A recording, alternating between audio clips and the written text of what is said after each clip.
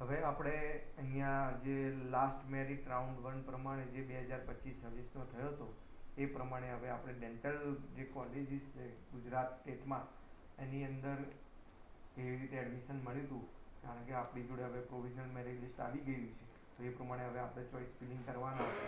તો choice ફિલિંગનું selection કેવી રીતે કરવું એના પહેલાં આપણે અહીંયા એનાલાઇઝ કરી દેવાનું કે આપણે કયા રેન્કમાં આપણને કઈ કોલેજ મળવાની શક્યતાઓ છે. તો એના માટે આપણે યર 2025-26નું જે લાસ્ટ મેરિટ રાઉન્ડ 1 માટે જ જોવાના છે અહીંયા, કે રાઉન્ડ 1માં ચોઇસ ફિલિંગ કરીએ ત્યારે આપણને કઈ કોલેજો મળવાની શક્યતા છે એનું અને ડિટેલમાં આપણે એનાલિસિસ કરીશું કેટેગરી વાઇઝ પ્રમાણે. તો અહીંયા તમે જોઈ શકો છો કે અમદાવાદમાં જે ડેન્ટલ મેડિકલ કોલેજ છે ગવર્મેન્ટ જનરલ કોટાની વાત છે અત્યારે, તો એની અંદર ઓપન જે સ્ટેટ મેરિટ રેન્ક છે એ પ્રમાણે તમારો જો રેન્ક 3623 હોય તો તમને મળવાની શક્યતા ખરી અહીંયા. એ રીતે એસસી કેટેગરીમાં તમારો કેટેગરી રેન્ક 470 હોય તો તમને એડમિશન મળવાની શક્યતા છે. સેમ એસટીમાં 933 તમારો કેટેગરી રેન્ક હોય તો તમને એડમિશન મળવાની શક્યતા છે. એસસીમાં બી તમારો 1703 કેટેગરી રેન્ક હોય તો તમને અમદાવાદની જે ડેન્ટલ કોલેજ છે ગવર્મેન્ટ કોલેજ એમાં એડમિશન મળવાની શક્યતા છે. તો ઈડબ્લ્યુએસની અંદર 1020માં તમને એડમિશન મળવાની શક્યતાઓ છે. સેમ અહીંયા તમે જોઈ શકો છો નેક્સ્ટ જે કોલેજ છે જામનગર છે government dental college and hospital જે જનરલ કોટાની અંદર જોઈ શકો છો. ઓપન કેટેગરી માટે 4718, એસસી કેટેગરી માટે 529, એસટી કેટેગરી માટે 1060, એસસી કેટેગરી માટે 2060 અને ઈડબ્લ્યુએસ માટે 1312 પર એડમિશન મળી શકે છે. જે નેક્સ્ટ કોલેજ છે મનુભાઈ પટેલ છે ડેન્ટલ એન્ડ કોલેજ છે જે મેડિકલ એન્ડ હોસ્પિટલ વડોદરામાં છે. તો એની અંદર તમે ઓપન કેટેગરીમાં જોઈ શકશો 6296, એસસી કેટેગરીમાં 572, એસટી કેટેગરીમાં 1134, એસસી કેટેગરીમાં 2610 અને ઈડબ્લ્યુએસની અંદર 1645 પ્રમાણે એડમિશન મળી શકે છે. AMC dental medical college and hospital અમદાવાદમાં તમે જોઈ શકો 7315 પર ઓપન કેટેગરી, એસસી કેટેગરી 878, પછી એસટી કેટેગરી 1811, એસસી કેટેગરીમાં 3966 અને ઈડબ્લ્યુએસમાં 2137 પર મળી શકે છે.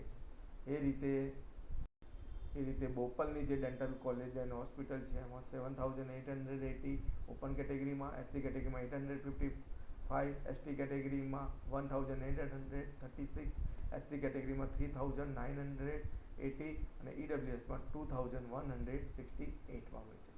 સેમ સિદ્ધપુરમાં જે ડેન્ટલ કોલેજ છે એની અંદર ઓપન કેટેગરીમાં 7949, એસસી કેટેગરીમાં 972, એસટી કેટેગરીમાં 1962, એસસી કેટેગરીમાં 3607 અને ઈડબ્લ્યુએસની અંદર 2206 પર એડમિશન મળી શકે છે.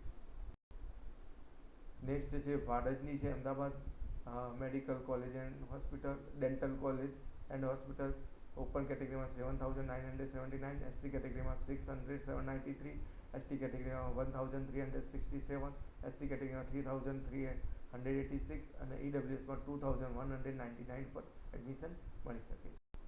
Next Karnavati school dentistry school જે છે એની અંદર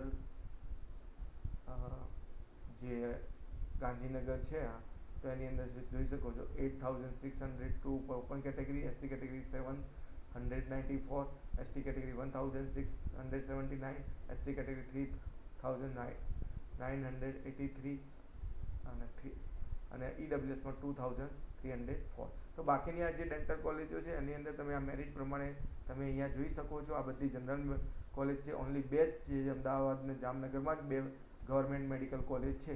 બાકીની આ બધી જ જે કોલેજ આપેલી છે એની અંદર તમને આ રીતે એડમિશન મળી શકે છે. આ તમે ડિટેલ જોઈ શકો છો. અહીંયા મેનેજમેન્ટ કોટામાં બી આપેલું છે એમપીડી, એએમસીડી, એએચડી, વીડી તમે જોઈ શકો છો. એમાં પણ તમે જોઈ શકો છો કે મેનેજમેન્ટ કોટાની અંદર આ બધી જ મેનેજમેન્ટ કોટાની છે એની અંદર તમને ક્યાં સુધી મળે છે એ તમે જોઈ શકો છો. આ બાજુ જે કેટેગરી આપેલી છે એટલે પીએચડબલ્યુ જે છે એ કેટેગરી છે. પીએચ કેટેગરી વાઇઝ અહીંયા તમને એડમિશનની ડિટેલ આપેલી છે. જોઈ શકો છો કે મેનેજમેન્ટ કોટામાં કેટલા સુધી તમને મળી શકે છે. 16,000 ઉપરની વાળાને ચિંતા છે જ નહીં. મૂળ NRI વાળાને તો એડમિશન મળી જ જવાનું છે ડેન્ટલ કોલેજમાં, કારણ કે 16,000 જ રજિસ્ટ્રેશન થયેલા છે, સમથિંગ 16,200ની આજુબાજુમાં કંઈક રજિસ્ટ્રેશન થઈ ગયેલા છે. તો બાકીની જે NRI મેડિકલ કોલેજ છે એની અંદર તમને આરામથી મળી જવાનું છે. ખાલી રજિસ્ટ્રેશન કરેલું હશે તો બી તમને આમાં એડમિશન મળી જશે. તો અમારી ચેનલ જોબ કેરિયર એજ્યુકેશનને સબસ્ક્રાઈબ કરો અને આ વિડીયોને શેર અને લાઈક